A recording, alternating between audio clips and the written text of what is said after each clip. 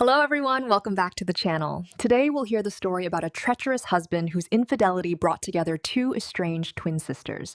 My name is Margaret. I'm 29 years old. And at the exact moment my husband Stanley Harrington laid printouts in front of the board of directors to prove I'd been siphoning company funds for years to pay for my personal whims, I was sitting in the far corner of the conference room quietly riffling through the papers in my folder. He spoke loudly, confidently, with that special wronged righteous tone that always sways a room. His mistress, a young woman named Sabrina with a carnivorous bite, whom he'd wedged into the finance department 6 months earlier, nodded along, shaking her head with the air of scandalized virtue. My father-in-law, old Victor Harrington, sat at the head of the table and said nothing, but his eyes rested on me with pain. And I knew he nearly believed it. Nearly. Because nobody in that room, including my husband, knew that for the last 8 months, I hadn't just been the records manager at this company. I had been copying every journal entry, every wire detail, every falsified report he'd created to frame me. And nobody knew that the woman who had just entered the building with a temporary badge issued to Megan Thornton, my identical twin sister, a woman Stan had heard of but never laid eyes on, was sitting in reception with a voice recorder, and she would walk through that door in exactly 3 minutes. But before I tell you what he said when the door opened and she stepped inside, write in the comments what time is it where you are and what city are you reading from. I really do wonder how far this story will travel. But let's go back to the beginning. It didn't start with my husband or the company or even his mistress. It started with our mother's funeral, which split my sister's and mine's life into a before and an after. There were 2 of us, me and Megan, identical twins, so alike that teachers gave up trying to tell us apart and handed out grades at random. We grew up as one creature, sharing friends, clothes, dreams, and even our voices had the same timbre. Mom used to say that if she closed her eyes, she couldn't tell which of us was speaking. But after Mom died, I was 23, Megan was too, we tore each other apart. Not over an inheritance, not over money, but over whose fault it was that she was gone. Mom had been sick for a long time, late-stage lung cancer found too late for anything but painkillers. Megan believed I hadn't taken care of her enough, that I'd traded nursing a dying woman for my studies and my job in records. I believed Megan had smothered Mom with overprotectiveness, turning her last months into a sterile series of hospital rooms and bans on every small pleasure, even refusing to let her drink the coffee she loved because caffeine accelerates metastasis. We screamed at each other at the wake, then the next day in Mom's empty apartment that still smelled like her perfume. Megan threw a teacup at me, I hurled a book at her. For another month, we traded text messages that landed like slaps. Then we simply stopped communicating, completely. We blocked each other on social media, changed our phone numbers. Nearly 6 years passed, and we never saw or spoke to one another. About a year after the rupture with my sister, when I was 24, Stan came into my life. Stanley Victor Harrington, son of the owner of a mid-sized financial consulting firm in Chicago, a young man with an open smile and disarming manners. I'd finished my degree in records management and document preservation and taken a job at the city archives. Dusty, dull work, but I liked it. I've always found peace in order and catalogs. We met at a coffee shop where I went during my lunch hour. He was sitting at the next table, tapping on his laptop, and he accidentally knocked his Americano onto my stack of papers. Totally staged, as he later admitted with a grin. He courted me beautifully, generously, patiently. Flowers, theater tickets, weekend trips up the lakeshore.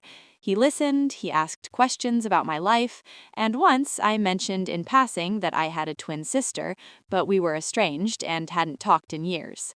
Stan raised his eyebrows. A twin? Where is she? I gave him a vague answer. Somewhere in the city, works in cybersecurity. We haven't seen each other in more than 5 years, and I don't like talking about it. He nodded sympathetically and never brought it up again. In his mind, Megan was a sad footnote from my past, nothing that concerned our present. Over the following years of marriage, he never asked about her, never tried to find her. Why would he? For Stan, Megan was a shadow that had nothing to do with our lives. That turned out to be our ace. A year after we married, his father, Victor Harrington, offered me a position in the family firm, records manager in the accounting department. I accepted. My father-in-law was a man of the old school, commanding but with a code of honor and decency. He'd always been decent to me, even though I knew I was the daughter-in-law who'd been accepted with reluctance because I brought neither connections nor a fat dowry. But I worked diligently and honestly, and over time he came to respect me. The records room at Harrington Financial Group wasn't large, but it was vital. It held every piece of original documentation: invoices, wire confirmations, contracts, signed receipts. My job was to systematize them, catalog them, monitor retention schedules, and provide certified copies when requested. It was monotonous, invisible work that nobody appreciates until the IRS comes knocking. The first 2 years of our marriage were happy, or so I let myself believe. Stan held the position of chief accountant.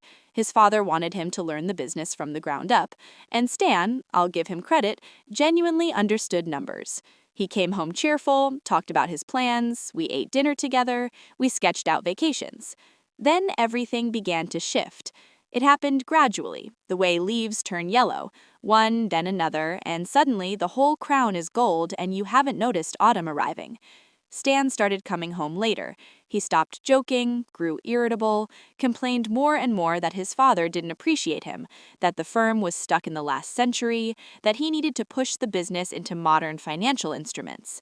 I listened, nodded, tried to be supportive, but an edge of metal crept into his voice, and sometimes when he looked at me, I felt he was looking through me, not at me. Then came the odd phone calls. He'd answer, walk into the other room, and when I asked who it was, he'd say, work. Every single time, work. It was textbook. Any woman with a scrap of intuition would have guessed her husband had someone else. I guessed, but the problem was I loved him, and I didn't want to believe it. I convinced myself they really were business calls, that I was just paranoid, that we were still solid. You know that state where you find 1,000 explanations for the obvious just to avoid shattering the fragile world you built yourself? I lived there. My awakening came differently from the movies. Not lipstick on a collar, not a stray text message. I stumbled on a discrepancy in the accounting records. It happened by accident. I had to pull wire confirmations from the third quarter to prepare a tax document, and I noticed that several payments labeled consulting fees were routed to an account that wasn't in our permanent vendor database. The amounts were modest, $2,000–$3,000 a month, but they were regular as clockwork. I didn't raise an alarm right away. I started looking deeper. My role gave me access to every piece of primary source documentation that passed through the records room: original wires, invoices, signed delivery receipts. Very quickly, I saw that some of the reports Stan submitted to his father didn't match the originals. In the reports he handed upstairs, the figures were one thing. In the documents that landed in my archives, they were another. Somebody was altering ledger entries after the fact. Somebody was forging signatures, and that somebody had system-level access as chief accountant. I remember the feeling when I first held two documents side by side: a payroll report showing a staffer's salary at $40,000 and her actual payment slip that had swollen to $140,000. I sat at my little desk among the shelving units, clutching the two pieces of paper, and I felt the floor drop a few inches. Stan. It could only be Stan. He had the access, the authority to adjust entries, and he was the only one who could fake his father's signature closely enough to pass casual inspection. I replayed his late nights, his irritation, his complaints about a father who didn't value him. The puzzle pieces clicked. But I didn't throw a fit. While inside I was boiling, not rage exactly, more a cold, searing sensation, like swallowing a chunk of dry ice, I kept myself calm on the outside. I understood that I didn't yet have irrefutable proof. Stan was an experienced accountant. He knew how to cover his tracks. If I marched into Victor Harrington's office accusing his only son, I'd be laughed out of the building. Stan would shred the remaining evidence, and no one would stop the theft. I decided to move differently. My advantage was my job, the most boring, most invisible job in the whole firm. No one monitored what I was doing with the papers because nobody cared about the records room until tax audit season. I began methodically copying every entry that came across my desk, every wire confirmation, every report, every signed contract. I scanned them in high resolution and saved them to a secure laptop I hid at home in a box of winter blankets. It was slow, painstaking work, but I knew how to wait. Around the same time, I discovered the existence of his mistress. Her name was Sabrina. She was 23, and she worked in the finance department. Stan had placed her there as an assistant to a portfolio manager. Again, I learned about her not through gossip, but through documents. A payroll ledger landed in archives listing a Sabrina Vance with a salary far above the department norm for a junior. I dug, checked her personnel file, hired 6 months earlier, recommendation letter signed personally by Stanley Harrington. Then I traced more threads. Her phone was listed as a corporate device paid by the firm. Her travel reimbursements matched dates when Stan supposedly took out-of-town business trips. I even saw in the building access logs that on nights Stan had late client dinners, Sabrina swiped out after 10 p.m. So I understood that my husband wasn't just stealing from his father, he was stealing with his mistress, and likely for her. But the worst discovery was still ahead of me, and it changed everything. One afternoon, sorting a stack of wire details, I noticed a bizarre pattern. Funds that went out through the phony vendor accounts were circling back into the company disguised as private investments. And the private investor, according to the incorporation documents, was me. Someone had registered a sole proprietorship and 2 shell LLCs in my name, using copies of my passport that had been kept in our home desk drawer. I had never consented to forming those entities, but on paper they belonged to me.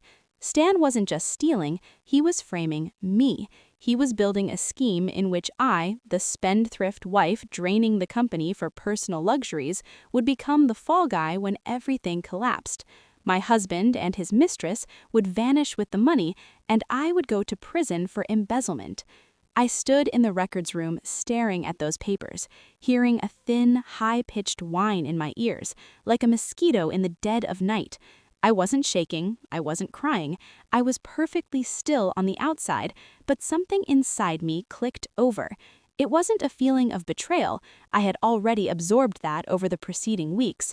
It was the realization that my husband wasn't just an enemy, he was an enemy who planned to destroy me financially and reputationally while he walked away clean. And I knew that quietly gathering evidence was no longer enough. I needed something bigger. I needed to make him destroy his own alibi. I needed a trap he would enter voluntarily, not suspecting he was being led. And that's when I thought of Megan. But before I dialed her number, I need to tell you about a crucial conversation with my father-in-law, because without it, the whole plan would have collapsed. Victor Harrington, for all his hardness, always treated me more warmly than I expected. Maybe because he reminded me of his late wife Eleanor, the same quiet steadiness, the same reluctance to push myself forward. One evening, about a month before I called Megan, we sat on the screened porch of his house in Lake Forest. It was a soft August dusk, the sun dropping behind the old apple trees, the air thick with the smell of cut grass and ripe fruit. He'd had a glass of scotch and seemed looser than usual, and he began to talk about life. "Maggie," he said, looking out at the sunset, "you're a good wife to my boy.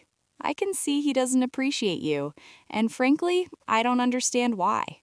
Forgive me for speaking bluntly, but I'm old and I don't have time for sugarcoating." I didn't answer, just curled my hands around my teacup. "I want you to know something," he went on. "When my Eleanor was dying, God rest her, I set up a special reserve trust in her name. It holds serious money I've put aside my whole career, a rainy day fund for the family, for the future. The trust is structured so that it will pass to Stan only if he proves himself worthy. If there are no scandals in the family, no divorce, no lawsuits that smear the Harrington name. If he breaks any of those terms, the whole amount goes to a charitable foundation I established in Eleanor's memory, and my son won't see a dime." "Why are you telling me this?" I asked. keeping my voice steady.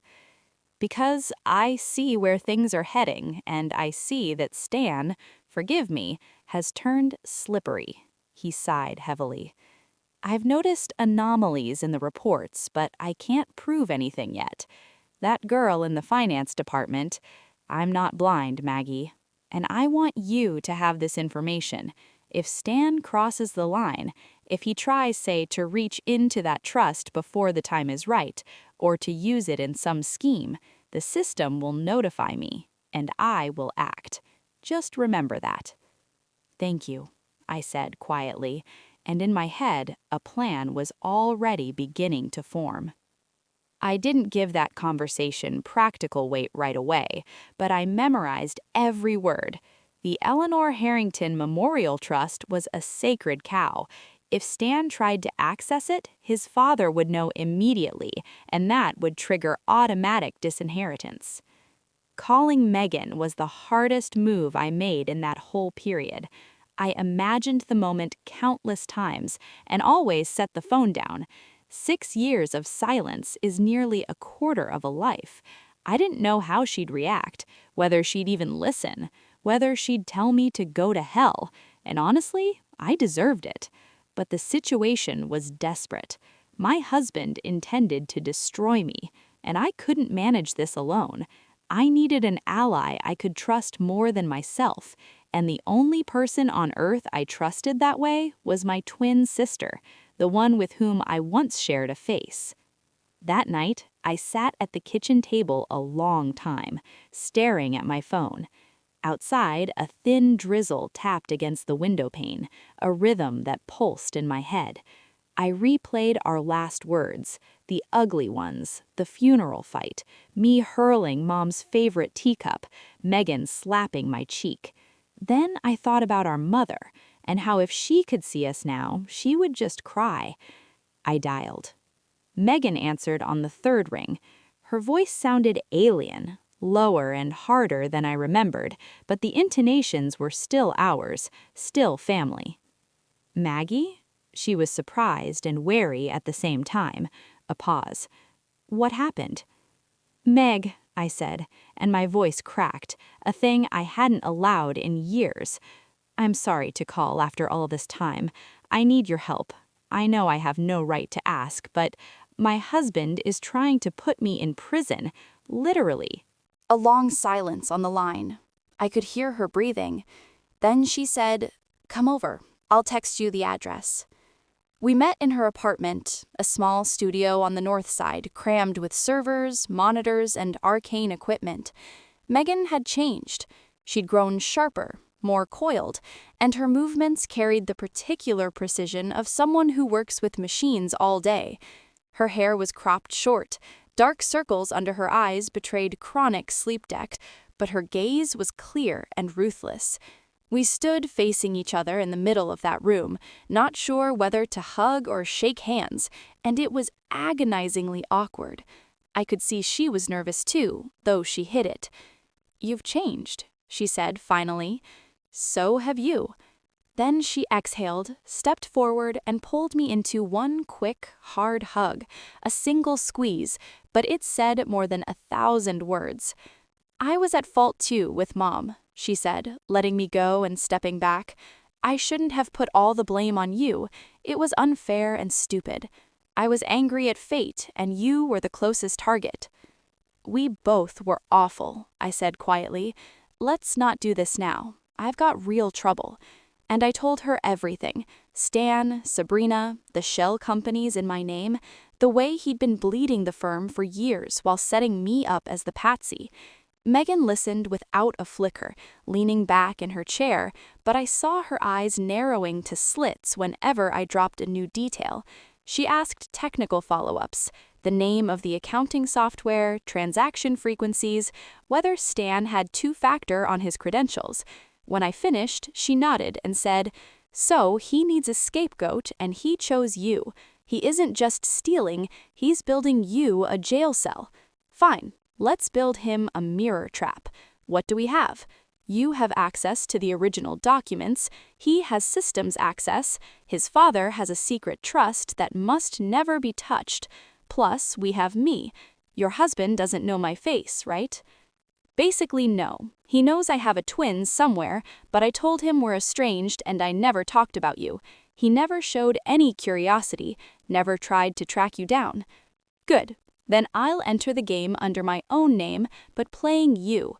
I'll show myself to his mistress, drop the right idea into her greedy little brain, and then they'll eat each other. You want us to swap roles again, like when we were kids? Exactly. Only the stakes are a little higher. This isn't a school prank. This is the major leagues. The plan we built was detailed and accounted for everything we knew. Stage 1, preparation. I would keep copying every financial document, reinforcing the evidence file, while Megan handled the technical side. Stage 2, infiltration. Megan, posing as me, but playing a gone wild wife, would encounter Sabrina at an upscale spa and tell her that I had already begun draining the secret trust and was looking for a partner. Stage 3, the trap. Sabrina, trying to beat her rival to the money, would pressure Stan for access to the firm's archive to search for trust codes. Stan, trying to please his mistress, would log into the system under his credentials, which would trigger the monitoring script Megan had embedded. The script would flag searches containing keywords related to the Eleanor Harrington Memorial Trust and blast a real-time alert directly to Victor Harrington's personal email. The father would see his son and son's side piece trying to crack the sacred trust and would strip Stan of his inheritance and job in one stroke. Megan handled the tech as a cybersecurity consultant who'd spent years hardening corporate networks against insider threats, writing a logger script that monitored access to specific file metadata was a couple of evenings' work. The trick was planting it. We couldn't hack the server from outside, that would be illegal and taint the evidence. Megan came up with an elegant workaround. I, as a legitimate employee, could submit a request to IT for a routine update of reporting templates. I filed a ticket for an update of quarterly report macros, attaching a macro-enabled spreadsheet that contained Megan's script as a harmless-looking subroutine.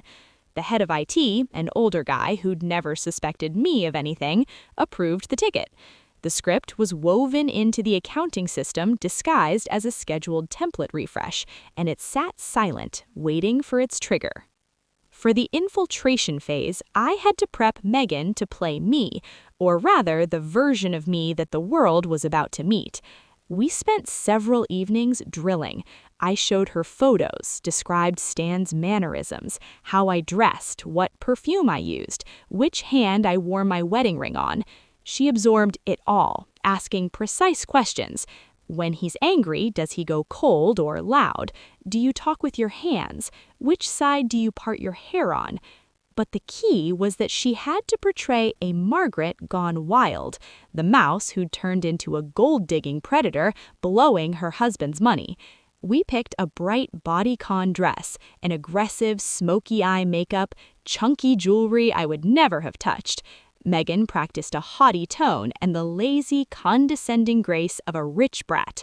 When I saw her in that outfit, my skin crawled. It was me, but a me I had never been and never wanted to be.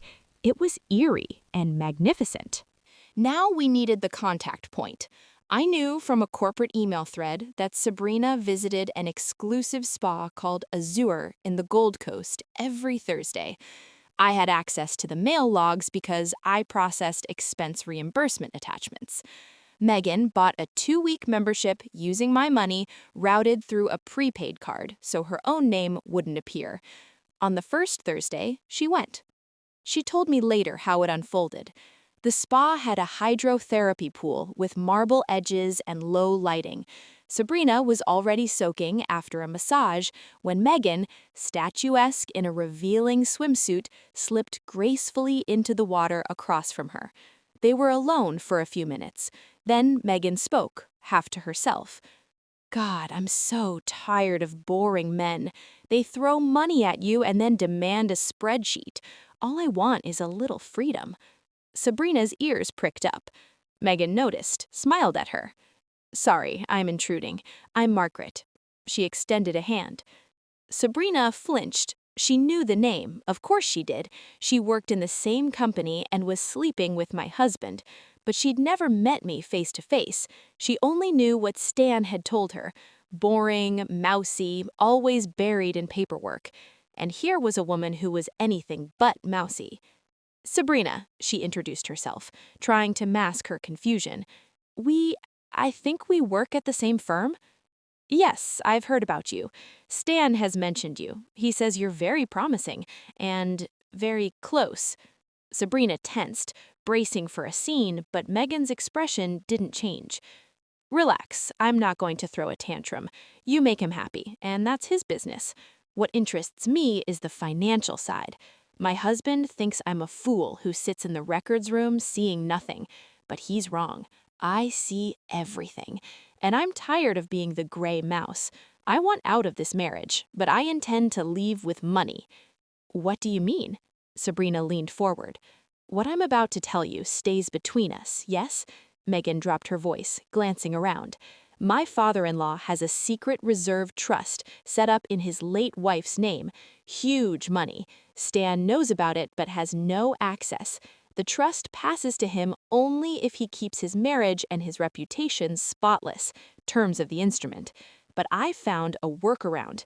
A guy I know in IT helped me build an app that can interface with the trust's custodial bank and siphon funds in tiny, untraceable tranches. I've already started, but it's slow. I need to accelerate before Stan notices. If you help me get access to some archived documents, the ones that contain the trust's access codes, I'll cut you in for a percentage, a generous percentage." Sabrina's eyes glowed with greed. She was young, ambitious, and not quite bright enough to smell a setup. In her world, people acted purely out of self-interest, and Megan had played that note perfectly. 10% of whatever I pull out, Megan clarified. "And believe me, the pot is big enough that you'd never have to depend on a man again." "Why are you offering this to me?" Sabrina asked, a last flicker of caution. "You know who I am to Stan." "That's exactly why. You're close to him. He trusts you. You can log in under his password and nobody will suspect a thing. If something goes wrong, the finger points at him, not at us. We're both smart girls, right?" She leaned back, flashed a killer smile, and climbed out of the pool, wrapping herself in a robe. "Think it over, Sabrina. The offer's good until Friday. After that, I'll find someone else." Sabrina bit. I knew it from the way she grabbed her phone the instant Megan left the pool area. She called Stan and demanded they meet. That same evening, as we later learned from a source in the finance department, a secretary who loathed Sabrina and agreed to feed us tidbits for a small consideration, she showed up in his office. "Stan, I need access to the archive database," she announced. "Why?" he asked, raising an eyebrow. "Your father asked me to pull together a summary of last quarter's expenditures, and there are some old entries that only exist in the scanned archive. I want to impress him, show him I can handle more responsibility. Help me." Stan hesitated, but Sabrina deployed her ultimate weapon. She pouted, stepped closer, pressed herself against him. "Don't you trust me? We're in this together. I'd do anything for you, and you won't even give me access to a few dusty folders? What am I going to find in there that you don't already control? You're the chief accountant. Nothing can hurt you." Against that argument, Stan's paranoia crumbled. He gave him his own personal password to the accounting system, the master key that unlocked not just live ledgers, but archival scans. Why did he do it? Because he was infatuated, and because a small, greedy part of him wanted access to his father's trust, too, and figured Sabrina might stumble on something he was too afraid to search for himself. Sabrina, armed with the password, stayed late that evening. From a cubicle in the finance department, she started digging. She remembered the gone wild wife's words, "I need the documents with the trust codes." She didn't know precisely what to look for, so she began typing search queries into the system's global search bar.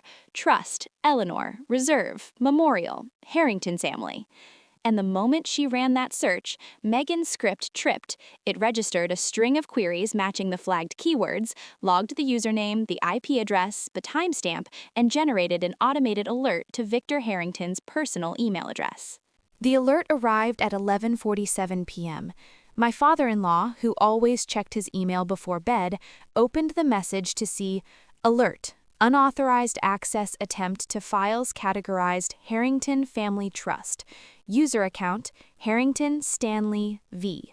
Source, internal network, floor 4, cubicle 12. Timestamp. He read it 3 times. Then he called the head of corporate security and ordered the account frozen immediately. The next morning, when Stan walked into the office, he was met by a stone-faced father and a summons to an emergency board meeting. The boardroom was full. 5 directors, all partners of Victor Harrington since the 90s, sat with granite expressions. I entered and took my seat in the far corner, my folder of evidence in front of me. Stan sat opposite, trying to project calm, but his fingers drummed a nervous rhythm on the armrest. Sabrina, pale as chalk, was beside him, glaring at me, still not realizing I knew everything. Victor Harrington started without preamble. Late last night, from my son's user account, a search query was executed against files belonging to the sealed Harrington Family Trust. This trust is protected by a separate security protocol. Any access attempt beyond my own personal login is a violation of corporate rules and potentially a criminal act. Stanley, how do you explain this? Dad, that's a mistake. Stan lurched forward. I wasn't even logged in last night. I was at home. Then who used your password? Here's the log. Your account, your password, entered correctly. Are you saying someone stole your credentials? Stan froze. I saw the panic roll through him. He shot a look at Sabrina, and in that moment, I stood up. Mr. Harrington, my voice level, let me add to the picture. I have something else. These are copies of financial reports, wire confirmations, and journal entries from the past 6 months, all certified by me. You'll see systematic discrepancies, funds routed to shell companies registered in my name without my knowledge or consent, signatures forged. I'm prepared to provide exemplars for forensic examination. I laid the folder on the table. Victor opened it, leafing through page by page. His face darkened with every sheet. "These are fakes," Stan shouted, jumping to his feet. "She fabricated them all. Dad, she's getting back at me for having an affair. You know her. She's a quiet little mouse. She couldn't possibly." "Sit down," Victor said, and the words fell like a guillotine. "Maggie, continue." "That's not all," I said, and I turned toward the door. "Come in." The door opened and Megan entered, wearing that bright dress and bold makeup, but now carrying herself with a professional's gravity. She held a digital voice recorder. Sabrina screamed. Stan's mouth fell open as his head swiveled between us, his brain visibly short-circuiting. "Let me introduce you," I said. "This is Megan Thornton, my twin sister. I told you about her once, Stan, but you never cared to learn more. We'd been estranged for years, but we recently reconnected. She's the one who helped me uncover your scheme, and who provoked your girlfriend to triggering the trust alert. She has the recordings." Megan pressed play. Sabrina's voice from the spa filled the room. "If you give me access to the trust, I'll never ask you for money again. Your wife doesn't worry me. She can go wherever." And then the recording of her demanding Stan's password, captured by the secretary's device we'd provided. Stan's fists clenched. Sabrina started sobbing. Victor listened without a word, then rose. "Stanley, you have embezzled from this company, violated the security agreement, handed your credentials to an outsider, and attempted to breach your mother's memorial trust. As of this minute, you are terminated. Your access is revoked. The family estate plan will be redrafted. As for you," he turned to Sabrina, "leave this building now and thank God I'm not calling the police. Yet." They were escorted out. In the silence that followed, Victor walked over to me and said quietly, "Forgive me, Maggie. I should have believed you from the start." I replied, "You believed the evidence, now you have it." The following months were arduous, but just. The divorce wasn't instantaneous, but with the documentation I'd amassed, my attorney proved the shell companies had been created without my authorization using stolen passport copies. The prenuptial agreement was voided on grounds of fraud, and the court awarded me a fair settlement. Stan was convicted of embezzlement in a civil proceeding, though his father declined to press criminal charges. Stripping him of his inheritance and career was punishment enough. Sabrina fled the state. Her name became toxic in Chicago finance. I stayed at Harrington Financial Group. Victor, after consulting the board, created a new role for me, Director of Records Integrity and Internal Documentation Control. Not a pure audit role, but one perfectly suited to my skills, with additional training in forensic accounting. I now ensure that nobody can ever replicate my ex-husband's scheme. Megan consults for us on cybersecurity, and our relationship is fully mended. Looking back now, I often think about that day in the records room, copying papers before I knew how it would end. I think about the patience required to gather proof without acting on emotion, and about the importance of knowing your own worth. My husband saw a gray mouse, but my gray, dusty work became his verdict. So now I want to ask you, what would you have done in my place? Could you have waited months, weaving a net that your enemy would walk into willingly? Or would you have chosen open confrontation? And which do you think is more devastating for a con man, getting caught red-handed or realizing he was outplayed on his own field? Write your thoughts in the comments. From where I sit, this story isn't about revenge. It's about how the most invisible person can become the most dangerous. And I carry that truth with me every day.